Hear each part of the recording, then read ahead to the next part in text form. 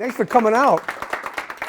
Not the best of days, but we appreciate you coming by, and we'll tell a few little New England vampire stories. But before we do, I just wanted to say a couple of things about the presentation. What I like about doing this presentation. This, by the way, this is a project I did back in 1990, as Greg said, and here we are 13 years later, and I'm still telling the vampire story. So like a real vampire, this stuff never dies. It just keeps going on. And we really, I don't know how long I'll be able to keep telling it, but it's a story that, what I like about this is it's not only an interesting story in terms of what happened here in New England and people's concepts of death and disease, but also it's a way to show multidisciplinary scientific work. That is to say, so many different sciences coming together to solve a problem. We found a problem archaeologically, we had to explain it, and it took us into the realm of history, literature, forensic studies, and folklore before we could put it all together. Wanted me to make just a quick mention about how I became the state archaeologist. My duties as a state archaeologist are basically one of preservation. I work with municipalities like Hamden and other towns, and I review subdivisions, shopping malls, whatever, golf courses, whatever development projects they have, and I provide technical assistance to help to avoid and preserve archaeological and historic sites. So I work very much on the forefront of development. I also do forensics with the state police and the state medical examiners. We work with, whenever, the law in the state of Connecticut is whenever human remains are uncovered in any capacity, they must be reported to the police, and that's what you'll see in this presentation. And if the medical examiner determines that they're 50 years old or more and not part of a modern investigation, but an old burial, Native American, colonial, then I get called in as the state archaeologist to assume the investigation at that point, where we will, like in this case, have to excavate the remains and interpret what we have and see that they are professionally reburied. I got my start a long time ago, but I have to tell you, when I was in high school and grade school, I was a really poor student. I took my poor parents to the last week of high school as to whether I was even going to graduate or not. And so what ended up happening, that was in the mid-'60s, and what ended up happening is when I got out of high school, we were in the middle of a war, and there was a draft at that point. And so I was being drafted, and I ended up enlisting in the United States Navy. That's how I lost my hearing, actually. I was a signalman on an aircraft carrier. But when I came out of the Navy, I realized I had to go to school. I really needed to do something with my life.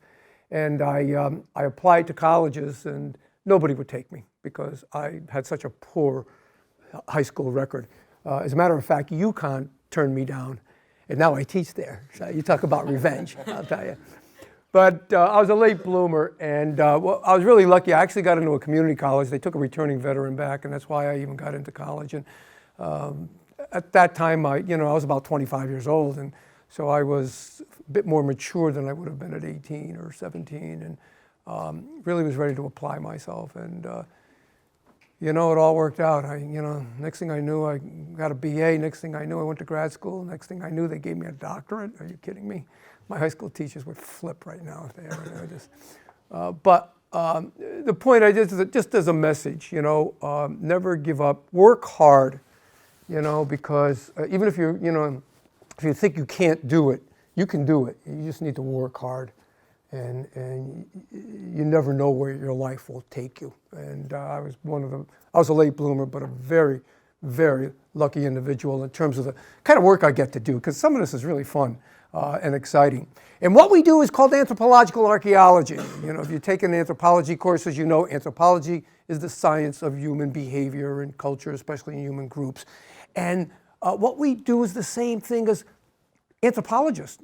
We want to understand the behavior and culture of people that are gone. I do the anthropology of the dead as an archaeologist, the anthropology of people that are past.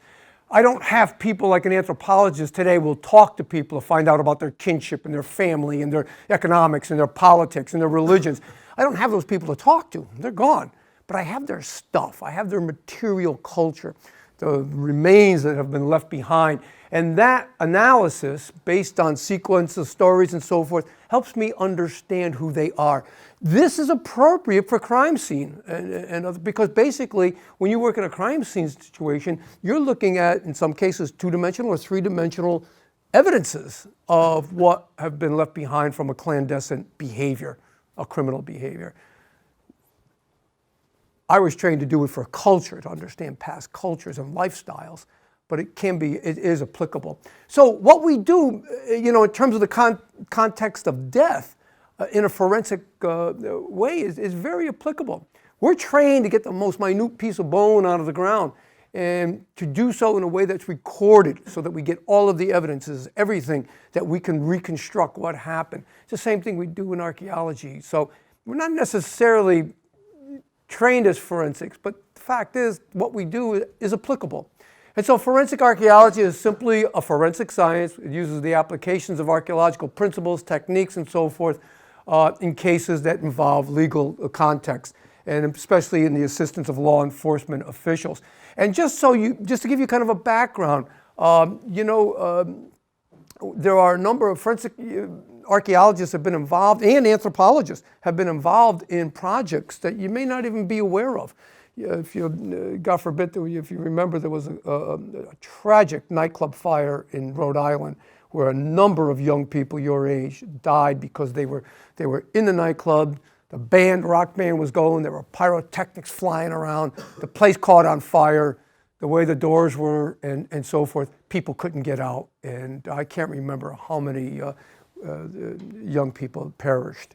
Brown University, with their forensic team, actually went in there and assisted the Rhode Island Police Department, State Police rather, in the fire, what they call disaster archaeology. That went in and collected evidences of what happened, but collecting it again in a systematic way that is more archaeological. Archaeologists were at ground zero when our nation was attacked on 9/11. Archaeologists have been at every major plane crash in the United States in the last 25 years, again, collecting evidences and working in these kind of situations. Colleagues that have been working in Vietnam and other places, Korea, other places where we have been to war, to, in some cases, find POWs or MIAs, men that have been missing in action, families waiting to know. So, sometimes this work gets involved in some of the most emotional and difficult things we face as a people, both culturally and naturally. And also, in terms of even modern cases, my colleague, Doug Scott, he is called a battlefield archaeologist. And what Doug does is, his big claim was he did the little bighorn battlefield, Custer and against the Cheyenne and the Lakota Sioux, and he did a whole archaeological survey of the entire battlefield and reconstructed where the armies were going, where the cavalries were going. Using metal detectors, he was able to find ballistics and actually follow a gun through the battlefield. And of course, remember, there were no survivors other than Native Americans. And we discounted Native American accounts of that battle a long time ago because we didn't think it was reliable, and for ethnocentric cultural reasons why we rejected their accounts. But the archaeology has shown that the Native American accounts of what happened at that battlefield are far more in line than our military accounts. Anyhow, not to get into that, but Doug actually was called in at the trial of Saddam Hussein. And basically part of the case against Saddam was that he had politically murdered a number of individuals. Saddam's lawyers say, no, this wasn't murder, this was battle. We were fighting, and they were shooting at us, we were shooting at them, and they just happened to die.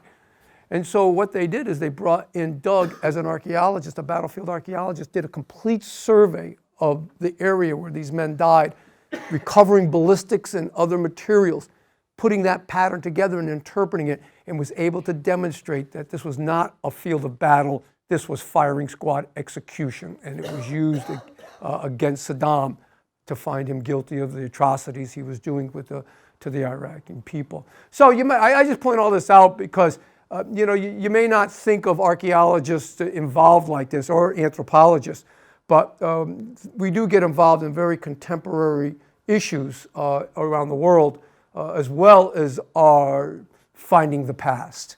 And again, when we try to find the past, we're looking for thought worlds. We're looking for people's behaviors. And of course, this led me to a thought world, a cultural context of a thought world I really wasn't prepared for when we uncovered it. So the story starts in 1990. It's the fall of 1990 in this particular case. Sand and gravel operation going on, high 50-foot knoll. They're chucking the stuff out for construction purposes. They stop work on a Friday. On Saturday, there's a light rain. On Sunday, 3 10-year-old boys come to the gravel pit to play and have a good time. You know, they're sliding down the banks, having a good old time, coming back, sliding down. Well, one slide down, 2 skulls dislodge and tumble down the hill with the boys. And they freaked right out, you know.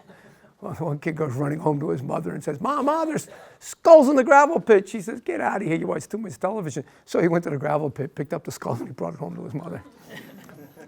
And after she bounced off the wall, she did the right thing. She called the police immediately. And the police came down, state police came down, recovered the skulls, and roped it off as a crime scene. And matter of fact, reading the state police's notes upon entering the scene, one of the first theories was that these may have been victims of a serial killer at that time by the name of Michael Ross. Michael Ross, if you remember, was the last person put to death by the state of Connecticut. In the 80s, early 80s, he had murdered a number of young women in New England and in New York. And not all of the victims had been found at this point. So one of the early theories was that this might have been one of a couple of Michael Ross's victims. It turned out not to be. When the remains were brought to the medical examiner's office, you could see that these people had been dead a long time, because cortical loss, you know, of the flaking and decomposition of the bone showed that they had been in the ground for quite a while. And also the fact that the soils adhering into little holes, orifices, and so forth were there.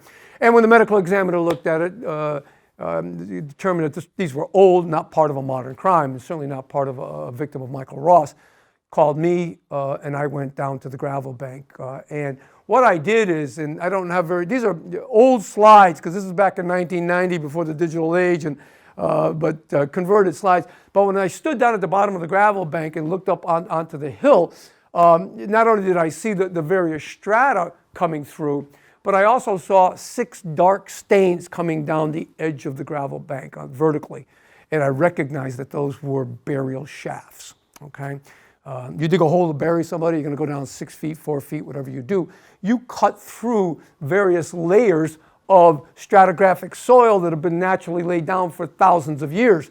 You cut through that, you bury somebody, and then you turn the dirt back into it. Well, obviously you can't layer it anymore. You mix and model it. So you can actually see changes in the soil that are indicative. You not only change the coloration of the soil, but you change in some cases the pH of the soil, but you also see the soil compaction and so forth, so that you get a mixed modeled soil. So I saw 6 of those down, and I recognized right away what they had encountered, that they had encountered the first row of an old colonial graveyard nobody knew was up there.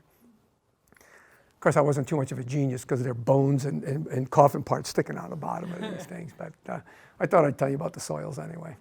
So we realized what we had is, or I realized right away, we were looking at an old graveyard, probably a family cemetery that nobody knew was up there. And what we really had to do at this point, we were involved in literally a rescue operation, because they were literally on the bank of the gravel bank. And like those skulls had rolled down, there was a considerable amount of erosion starting to occur. So we had to remove them in a professional and respectful way, but also before they're going to be lost down the gravel bank. This is, again, a very poor slide because it's so old, but there's less than a foot of soil here before you've got a 50-foot erosional drop going down. And it was kind of interesting, too, because the weight of the archaeologists on the edge of the gravel bank we were contributing to the erosion by just being on there trying to work these. So it was a rescue opportunity to get them out so that we can analyze, do the history, do the forensics, and then rebury them in a safe place, but at least understand who we had. So while we're out there, I sent a couple of students into the town hall. I said, listen, I wanted them to look at land deeds for this particular parcel and take it back as far as you can and see who was here, especially in the 18th century.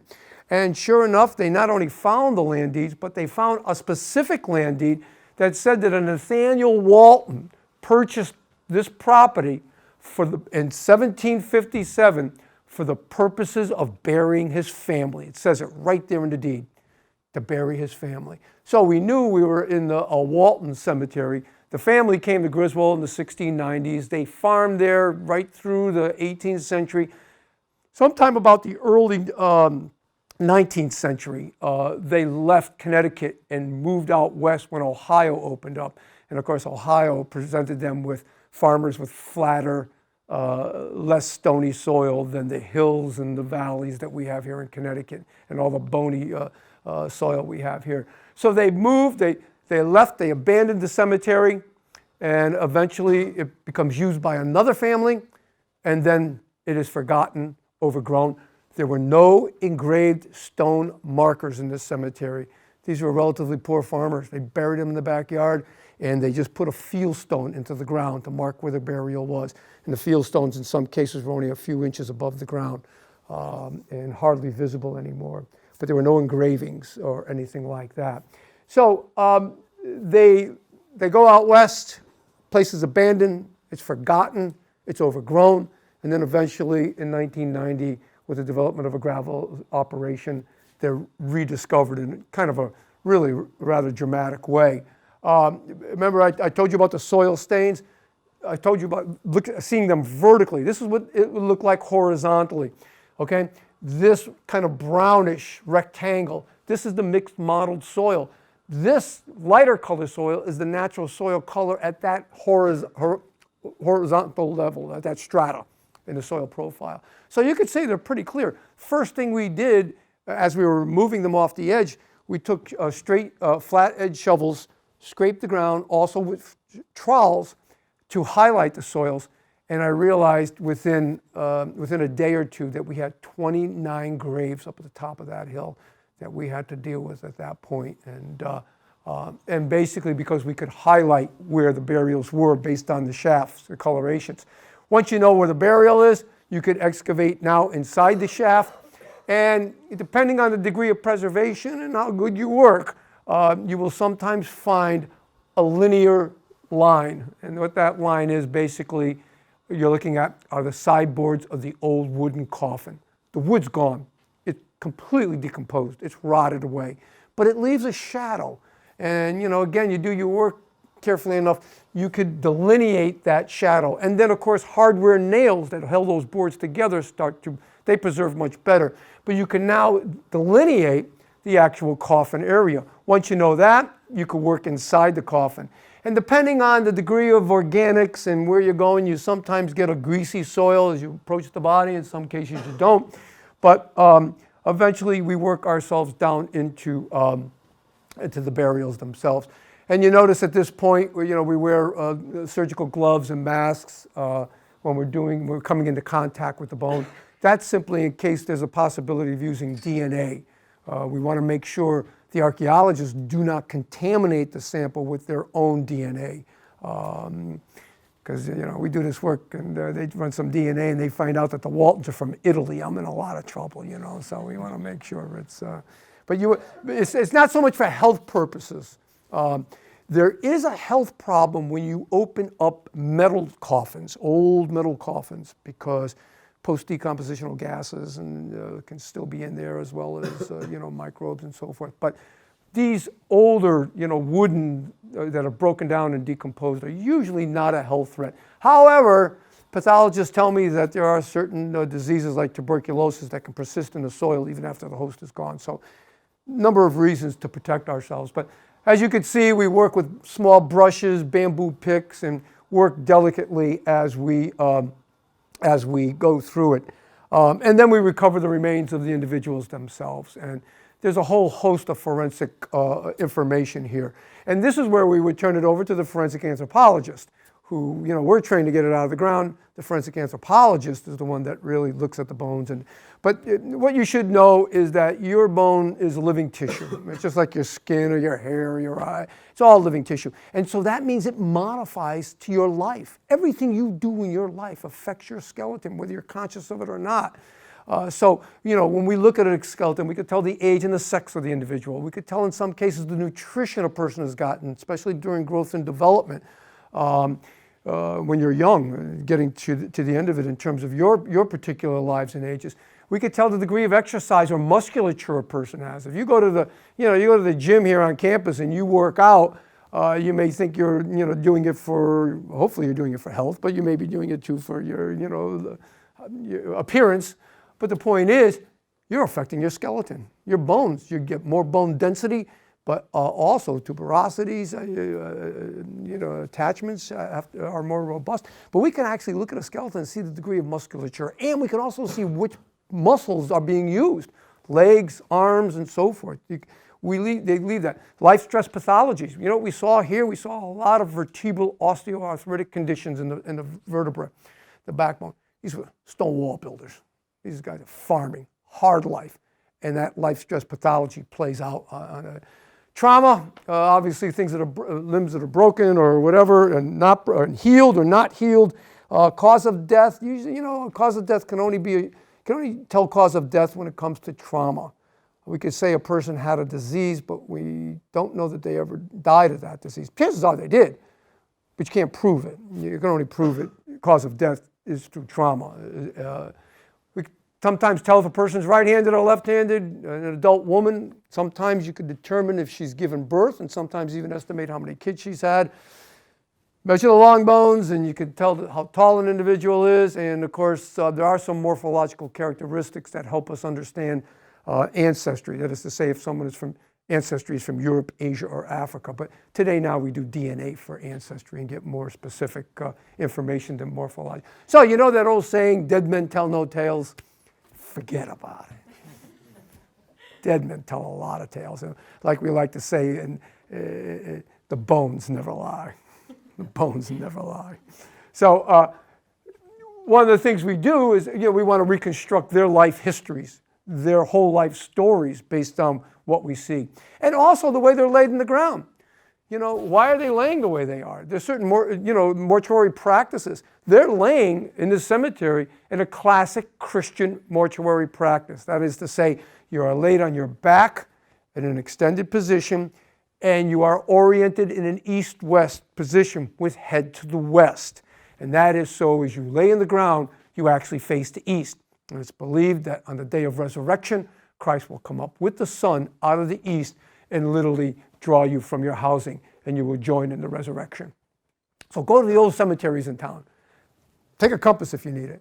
And you could see that the tombstones, the bodies are laying in an east-west orientation, head to the west, headstone to the west. That means when you go to a cemetery, the old cemeteries now, not the modern ones, but the old, and you read, "Here lies Jonathan Edwards," Jonathan's not in front of the stone. Jonathan's actually behind the stone with his feet moving away. Okay, that's a classic Christian mortuary practice. Native Americans in this area buried their dead in flexed fetal positions with the arms and legs drawn up, usually laying on one side and usually associated with a body of water of some kind.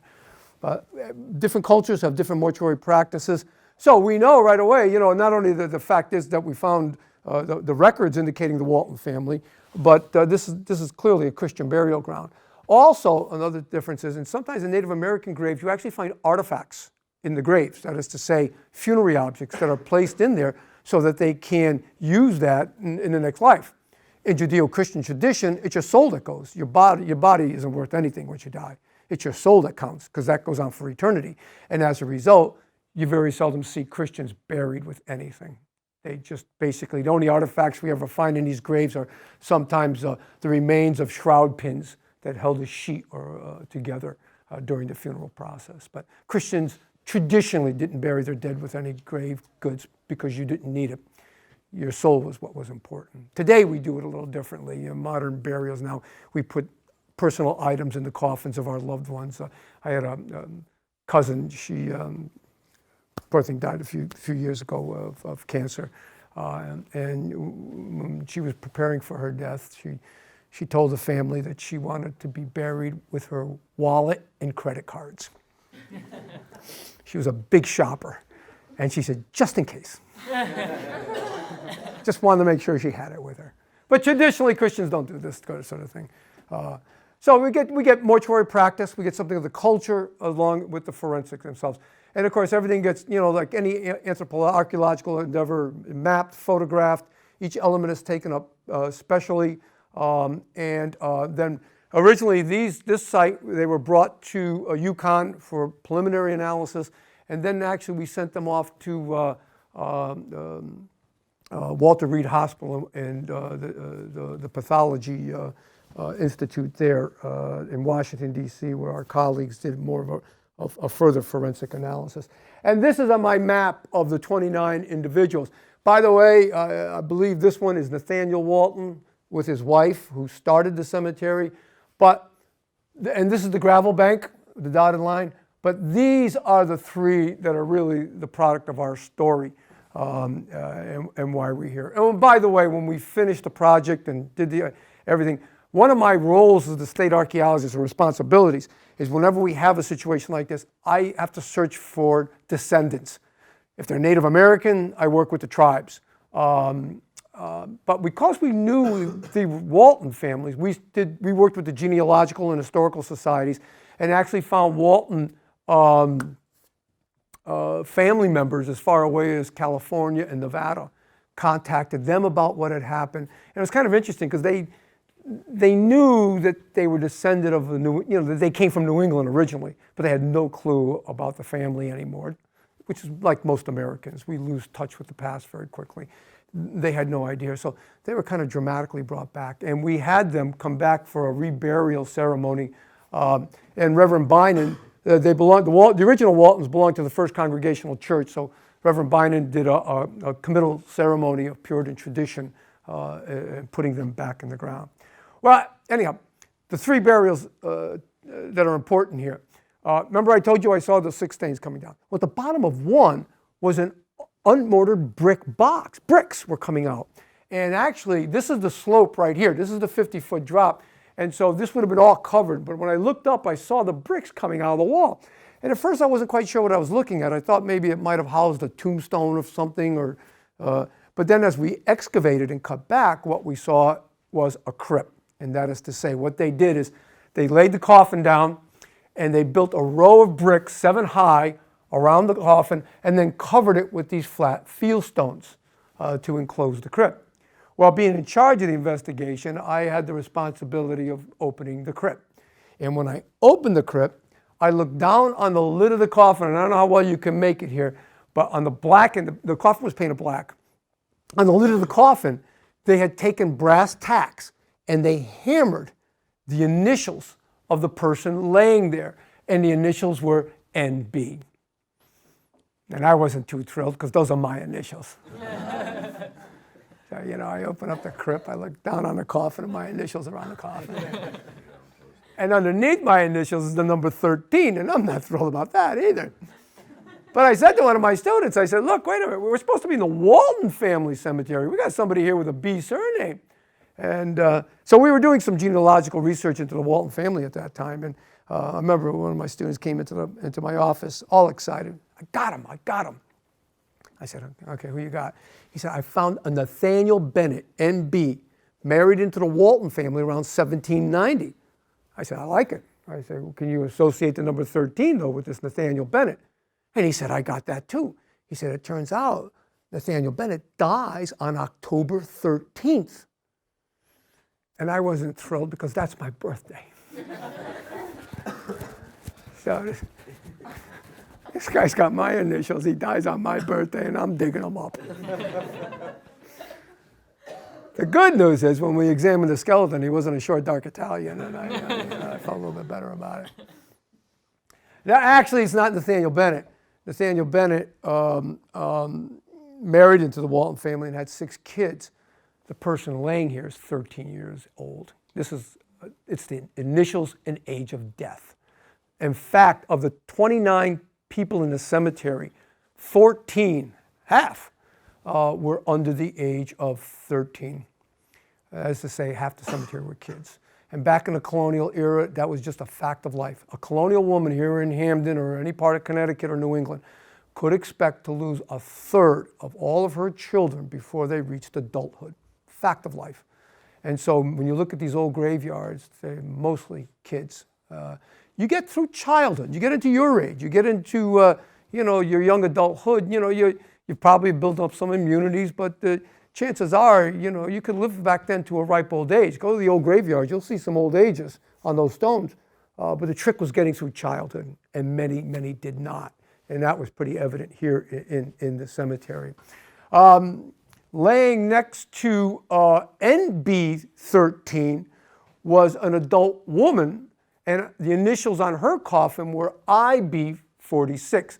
Now, if you do any colonial research, you know that in the alphabet, I's and J's in colonial writing were interchangeable. But it was IB46. And she's not decapitated. This is one of the skulls that rolled down with the boys originally. And we were able to match up the cranium with the postcranial remains and specifically identify her remains. But you remember how you saw NB's coffin? Pretty well preserved in that crypt. She didn't have a crypt. And the only thing left of her coffin are where the brass tacks are. Because basically what happened is the brass tacks, they leach copper salts into the surrounding area, and it preserves, it enhances, raises the pH of the soil and enhances the immediate organics around it. So the wood preserved around, but that's all that was left. And it would turn out to be, it doesn't show very clearly, but it would turn out to be IB46. And then laying next to her is, I suppose, the star of the show, or why you're all here. This was an individual whose coffin lid had JB55, and it turned out to be an adult male, 55 years of age. When I first saw this was all covered. This is a later slide. This would have been all covered with soil, and the only thing coming out of the wall, like I saw those bricks, were 3 stone slabs. Two horizontal and two vertical and 1 horizontal in an arch, and I knew right away what that was. I knew that was a stone crypt because I had seen those before. Before this project, I had never seen a brick crypt in New England, so that kind of threw me when I first saw it. But this I understood what it was, and so what I did is I came across I'm on the bank of the below the cliff of the gravel bank. And I wanted to get into this area. And again, this would have been all covered and kind of look in. And I had a little light with me and so forth. And I remember when I first peered in, or looking at it, I only saw bones of, if you will, the clavicle, the collarbone, the scapula, the shoulder blade, the shoulder complex. But I didn't see the cranium, the skull. And I remember saying to somebody, go down below me and see if, a skull has rolled down this hill. And then I took a light and I peered in, and there I saw it, and it was, the face was facing me, which is not its anatomical position in this situation. The person should be like, the skull was completely rotated around.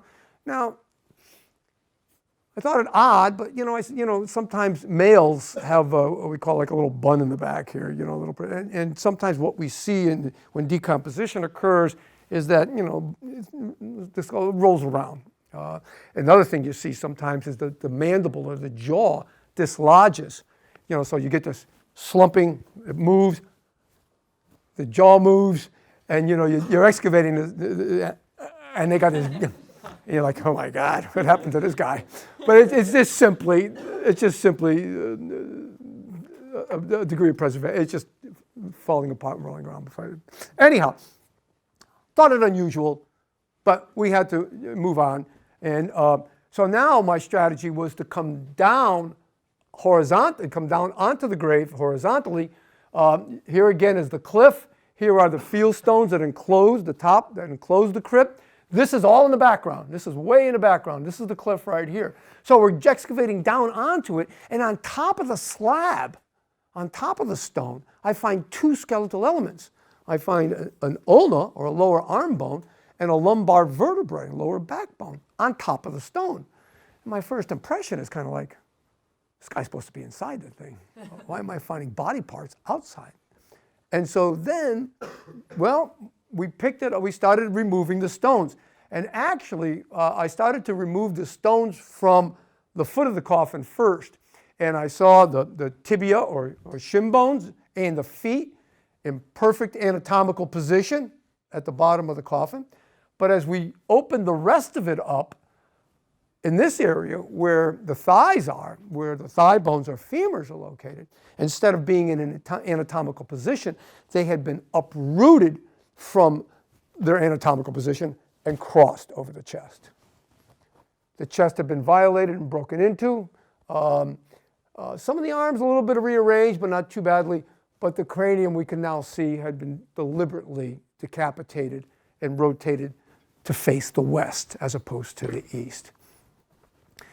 And of course I said, well, this is pretty interesting. Like, what's going on here? I mean, I had no clue what I was looking at and why. We could tell by the fractures on the distal femur here that this happened after this individual died. In fact, it's based on the way the fracture pattern is, predictably about 5 or so years after this guy died. Here's what we were looking at. We were looking at a situation where this guy, JB, 55 years of age, is given a good Christian burial. He's put down there and put in the ground. But some period later, maybe 3 to 5 years or some point afterwards, somebody comes back into his grave, digs into him. You can see the damage on some of the stone, and uproots his bones, rearranges them, decapitates them, closes them back up, reburies them, and walks away. So the question is like, well, what's going on here? What is, an anomaly, something I had never seen before. And my first hypothesis was one of vandalism. I thought, well, maybe somebody came in here to steal something. It was the first thing I could think of. It wasn't a very good hypothesis because, well, first of all, if you're going to steal something, a ring or jewelry, you didn't have to rearrange this guy like this to get to those kind of items. But the other thing is, it's not likely he had anything. You can never use negative evidence in archaeology. If it's not there, it's not there. You can't reinvent it. You can't say it was. You can't use negative evidence. But when you look at the other 28 burials, there was nothing in any of them, other than pins to hold the shroud together. To think that this guy was buried with something different just didn't hold up. And again, you didn't need to rearrange him in order to do a vandalism. So the question became, what's this all about? And while we were pondering this, and this is days later, we're working on this, and and I started to. Before internet, email, and all that, we were just basically calling people on the phone and talking to our colleagues. And so one of my colleagues came to me and he said, well, have you ever heard of the New England vampire folk belief about the Jewett City vampire? Actually, he said specifically the Jewett City vampire. And I said, the Jewett City vampire? I said, no, I never heard of this thing. Jewett City, by the way, is 2 miles from where this Walton family cemetery is located. So I said, no, I don't know anything about it. But I said, I guess I'm going to find out, and we did. And so the Jewett City vampire story actually concerns the Ray family, who lived in Jewett City in the early 19th century. And it basically starts like this. The men in the family were coming down with what they called then consumption. We call it tuberculosis, okay? Back then they called it consumption because the victim it looked like they were being consumed. They would eat, but they'd get thinner and thinner. Their life was like wasting away. In some cases, you read the literature and it even says like their life is being sucked out of them. And of course, it's pulmonary with a lot of coughing and so forth. Well, tuberculosis or consumption was the biggest killer of adult Americans prior to the Civil War, okay? And you got to remember, this was a time before germ theory. Nobody quite knew what death was, and nor did they understand how diseases were transmitted. Well, what happened was in 1845, Lemuel, 24 years old, gets tuberculosis. He dies. His father, Henry, 4 years later, contracts the disease. He dies. Another brother or son of Henry, 26 years old, Elisha, in 1851, he dies. This is rampant. It's running through the family. And then finally, another brother now, Henry Jr., comes down in 1854. He comes down with tuberculosis. It's critical. It's running through the family. They can't stop it. The doctors can't help them. The churches can't help them. All they know is people are dying, and they're trying to find out an answer. So one explanation was that maybe his father or one of his brothers remained undead in their grave and were capable of leaving the housing of that grave, feed on young Henry, and hence give him the disease.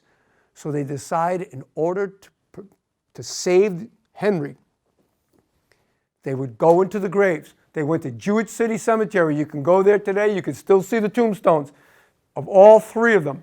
They dug into them, and they found Henry, I believe it was Henry, or it could have been Elijah. I can't remember now which one, still had what they called blood in his heart. I mean, his heart hadn't decomposed yet. It was probably cakey, but it hadn't completely gone.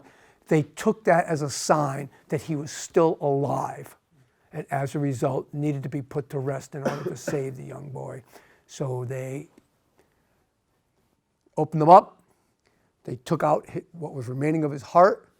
They burned it, and they closed them back up, rearranging some of the bones and closing it all back up. And oddly enough, young Henry lives. He lives. He conquers his tuberculosis. And they took that as a sign that they did the right thing, that his disease was caused by a vampire, one of his family members who were mischievous and remained undead in their grave. So I said, well, that's a pretty interesting story. I said, you got any more of these? And they said, oh, gosh, we got 1 million of them. Well, not 1 million. But there was a case of Mercy Brown in Exeter, Rhode Island, just across the state line from Connecticut. And it's a similar story, only now it's the women in this case. So that Mary, the mother, she dies of tuberculosis. Mercy's sister also dies of tuberculosis. Mercy gets tuberculosis. She dies. This is the third family member. And now Edwin, the brother, comes down with the disease. And in order to save Edwin, they decide that either his mother or one of his sisters is undead. They go into the graveyard. Again, you can visit the tombstones today. They dig into the mother and Mercy, and they find Mercy still had blood in her heart. They took that as a sign that she was undead and feeding on her brother. They removed her heart. They rearranged the bones. They burned the heart, made a potion out of it, and Edwin drank it. He died 4 months later.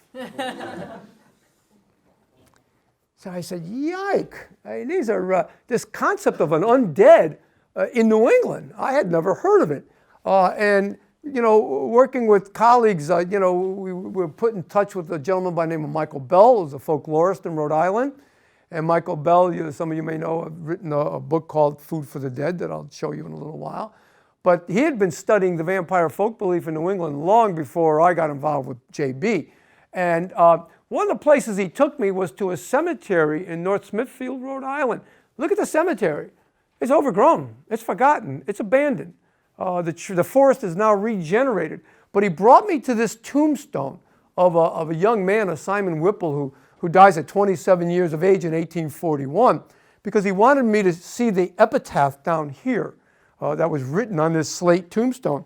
And the epitaph, I don't know if you can see it back there, but it basically says, although consumption, tuberculosis, although consumption's vampire grasp has seized thy mortal frame.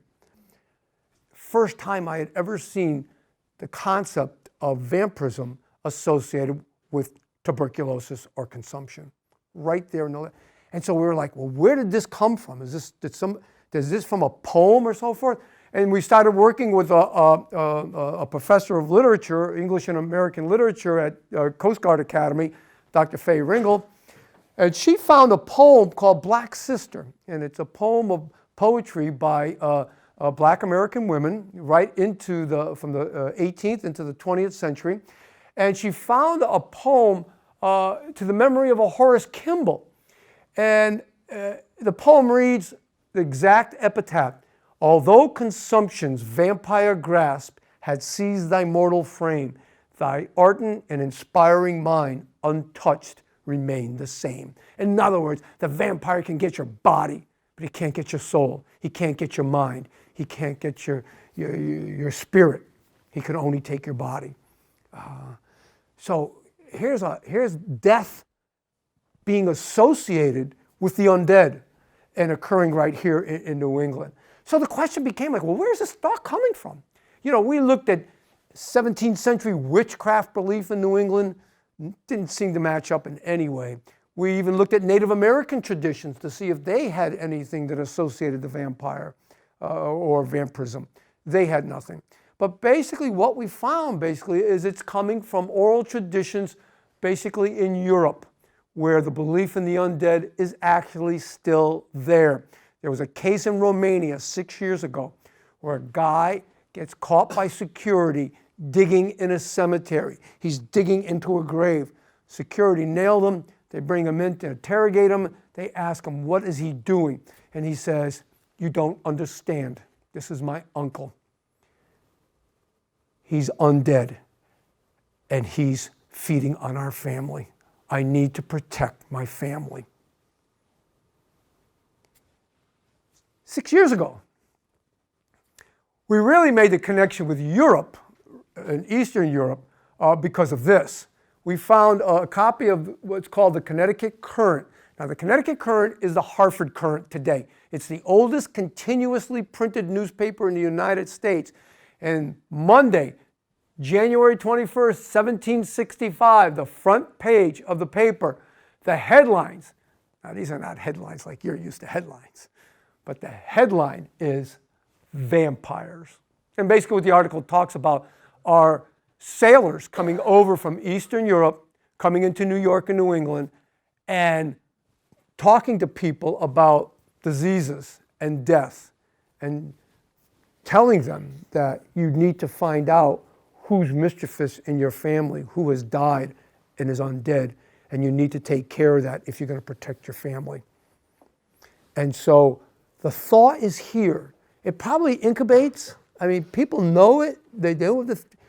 And when tuberculosis became an epidemic, it saw life. Okay? They didn't know germ theory. They didn't understand how diseases were transmitted. So you had tubercular victims sitting at dinner tables with the whole family. And farming families were large because they need workers, and farming families are always large. And so they're sitting there and they're coughing, and nobody's covering their mouth. No, they have no clue that's how the disease is being spread. And you had tubercular victims sleeping with brothers and sisters in crowded bedrooms, 4, 5, 6 kids in one room, coughing all night long, spreading the disease. It's epidemic. The doctors can't help them because they don't understand it. The church can't help them. So maybe, just maybe, this is the answer. And when all else failed, it was worth a try. Michael Bell now has something like 40 cases in New England from 1775 into the 20th century where families went back into the graves of their deceased loved ones to find out if they were undead. So, when we looked at that tradition too, we wanted to find out what, again, as anthropologists, what's the associated behavior here? And of course, we see things like, exhuming the dead to conduct experiments to see if they're undead. Basically, look for evidence of blood or the heart. Think about this. Not irrational. When they opened these corpses, depending on the timing, of the deaths and how long it's been, they may have seen post-decompositional changes in the corpse that were different from the people they buried. In other words, they would look at them and the body bloats. It bloats. In some cases, blood and fluids come out of mouths and noses. And basically, if you've seen, roadkills on the side of the road and they're bloated, gas is forming. That's what happens. They embalm you now, so it's not going to happen. They clean you all out. But So they open up these graves, and these people now who are bloated. They've gained weight. And they look at their fingernails and they say, the fingernails have grown. Well, your fingernails can't grow after you die, but the skin around your fingernails recedes. And the appearance is a longer fingernail. People look like their hair has grown. Hair can't grow after you die, but the scalp recedes, and so the appearance is longer hair. So they're opening up these corpses. They're looking down to see if these people are undead, and they sure look like it because they've gained weight, their hair is growing, their fingernails are growing, they're giving all signs of life. They must be undead, and they're spreading the disease. What they were probably doing by opening those, of course, is spreading the disease even further. You know, they were about, but you see the logic, and because they didn't know. And so the logic is that there's something different here. They're alive. Whoop. I lost myself here. Oh,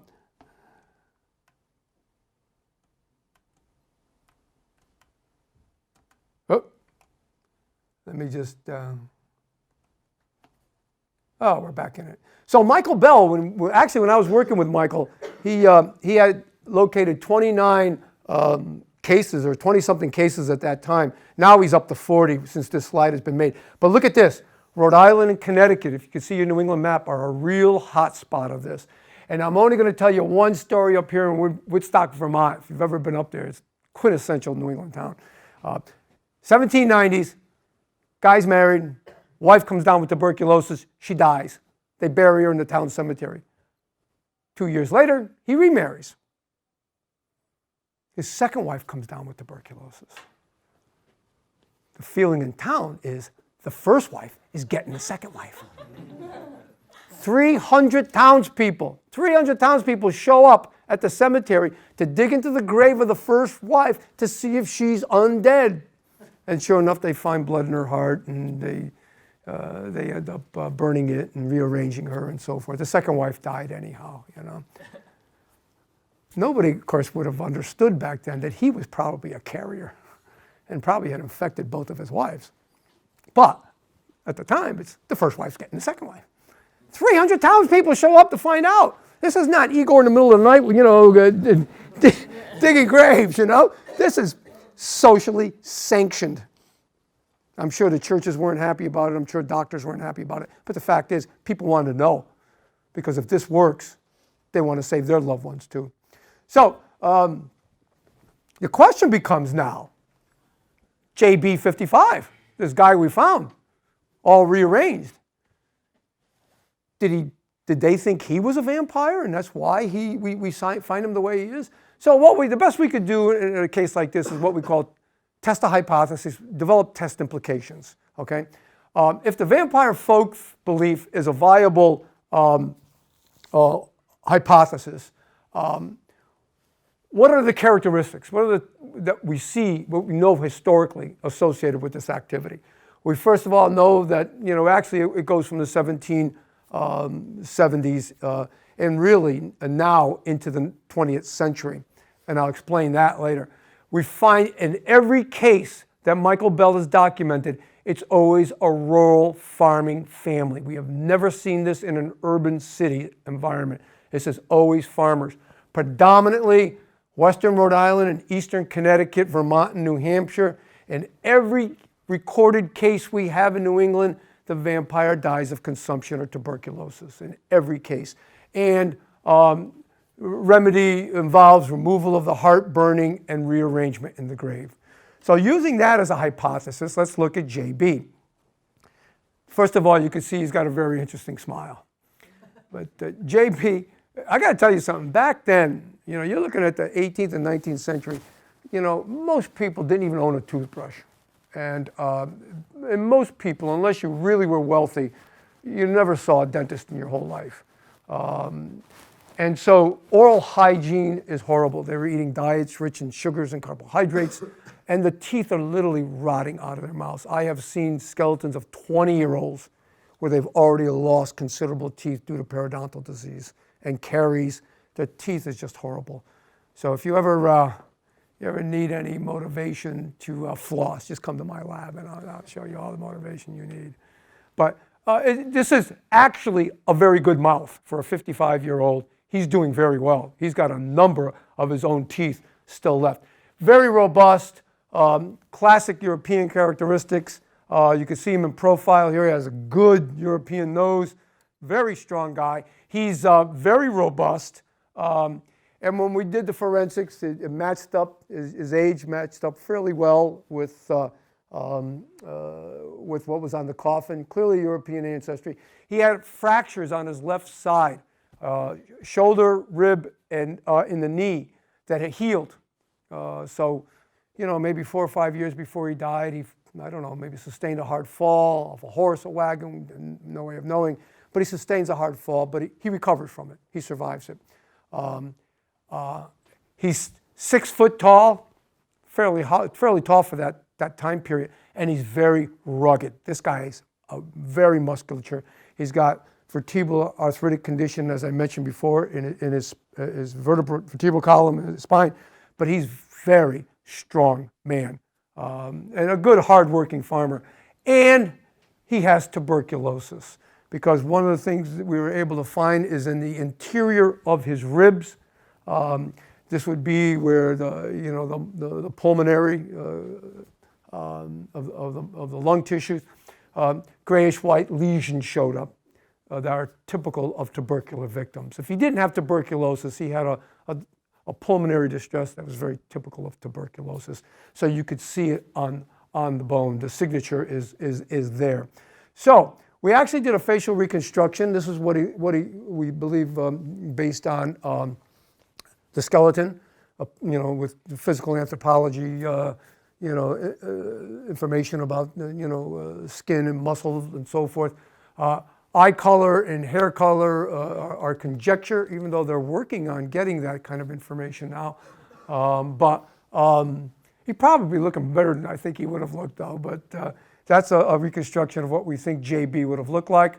And so when we look at JB and we look for a support of the hypothesis here, we find that he's certainly rearranged consistent with the folk belief systems, except he's in the only thing is he's a more extreme rearrangement. We've read accounts where they rearrange the bones, but this guy is really big time rearranged. One of our thoughts is that possibly that by the time they went in to check on him, which may have been 5 or so years later, that his heart may have been already decomposed. So they may have dug into him. They may have seen this with some soft tissue, whatever might be left, but basically a skeleton. And they had to make a decision. Was this guy a vampire? Leave him alone or do something just in case? And so we think that the heightened rearrangement might be simply because there may not have been a heart. We can't prove that. We don't know that. But this guy's more rearranged than any of the accounts we have.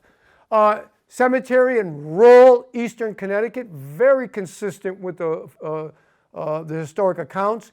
2 miles from Jewett City and a reported vampire event. And based on the coffin remains, JB would have died in the early 19th century. Probably his coffin is consistent with mortuary hardware, anywhere from 1820 to maybe 1840 or so. About the time of the Ray family. After the Waltons, I think the B family came in and used the cemetery after the Waltons. They may have been Bennett's, but we don't know, because when we did the historic research, we found interacting with the Waltons in their church and in town were Bishops, Bennetts, Burtons, Bissells, and Browns. No Bellantonis. We didn't come over until much later. But there were a lot of candidates, and we've never found the death records to associate JB, IB, and NB. So it's right in the height of the vampire folk belief. And of course, the evidence, the forensic evidence that JB had tuberculosis was the real clincher. Could he have been rearranged? Could they have gone in and rearranged him for some other idea or for some other reason? Absolutely. All we can do is test the hypothesis based on the implications we develop and see how it holds up. But there's nothing negative. Everything corresponds to the vampire folk belief.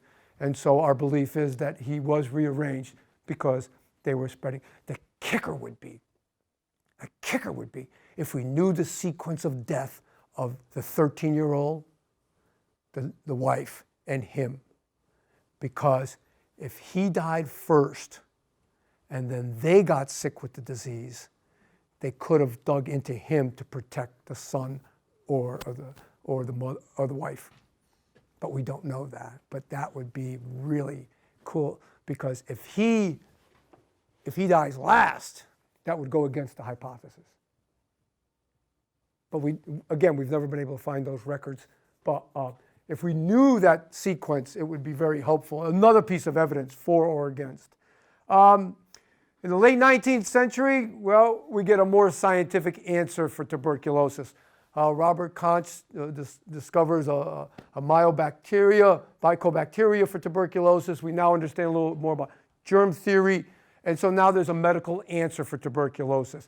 But another thing happens in the late 19th century, and that is a British playwright by the name of Bram Stoker writes a book called Dracula. And when he does, the concept of the undead goes to a new level. The undead now become satanic, it becomes horror, it becomes the macabre. Before Bram Stoker, it was a superstition. 300 people show up, they want to know. But after Bram Stoker, this is socially unacceptable. And Dracula is an overnight bestseller all over the world. All over. It leads to movies and books that continue to this day. When Bram Stoker died, and they went through his records, they found newspaper accounts from New England and New York, the same exact accounts Michael Bell found in his research, he knew about. And it was part of his research into Dracula. I have read Dracula 50 times, and I do not see a real connection to what was going on here in New England. However, what I find interesting is that Stoker was aware of it and knew of it when he wrote his book, even if he didn't apply much of it. But what happens now? This is no longer acceptable. You don't do this kind of stuff. You don't do this. And what Michael Bell is finding is that into the 20th century, families were still doing it, but they were keeping it quiet, and they were doing it without others knowing about it, because now it's socially unacceptable. So science is taking off and giving us an answer, but there are social conditions now based on literature and a novel, a fiction, that absolutely changes attitudes. So if you really want to read the best thing, Michael Bell just came out with a new edition from Wesleyan University Press, Food for the Dead on the Trail of the New England Vampire. It is if you're interested at all in this is where to go. And every generation has to invent its own vampires. And it amazes me how the symbol of the Dracula and the vampire stays with us, right into modern. And I haven't seen any of the Twilights, and I don't plan on it, to be honest with you. But each generation, you all have to reinvent the vampire for yourself within your technology and your social behavior and your social conditions. And it's a story that never ends. I'll leave you with one last thing, and that is, we have a saying in anthropology, and it is that what one conceives of reality is indeed reality, because we could see the consequences in human behavior. In other words, you believe in something, you're going to act a certain way. And to an anthropologist, behavior is reality. We could see that, even if your thought world is not. What is conceived of as reality is indeed reality, because we could see the consequences in human behavior. 10 years ago, there's a guy in England who deathly believed in vampires, believed in them so bad that he was so afraid they were going to get him. Every night he went to bed with 3 cloves of garlic in his mouth to ward off vampires while he slept. Well, one night, a clove dislodges, gets into his esophagus, and he suffocates to death. He dies. Are there vampires? they got him. They got him because his belief resulted in a behavior and an action that caused his death. To me, his death is a reality. So his belief system is a reality too. It caused his death. So, and the last thing, I don't think we're above this stuff. Don't think for a minute we're above this stuff. And what I mean is, we've got this wonderful medical technology that helps us with, dealing with diseases and so forth. But God forbid, if a epidemic hits, and we'll do everything the scientists and doctors tell us. We'll cover our mouths, we'll wear masks, we'll avoid people, we'll wear gloves, we'll wash our hands, we'll do everything. We'll get inoculated. But if that doesn't work, and our family and loved ones are dying from this epidemic, and we can't stop it, and our medicine can't stop it, people are going to do irrational behaviors out of fear. And maybe it might work. And it'll be done. It'll be done. If God forbid that happens and the science doesn't help us and people are dying and family are dying, we're going to want to save them and keep them with us as long as we can. And we'll do anything. Alternative medicines. We'll do anything to keep our loved ones with us. That's what this was all about. This was about fear. Family were dying and they couldn't stop it. This is not bats flying through the night. This is life and death. And in order to save their loved ones, maybe this was worth doing and seeing if it worked.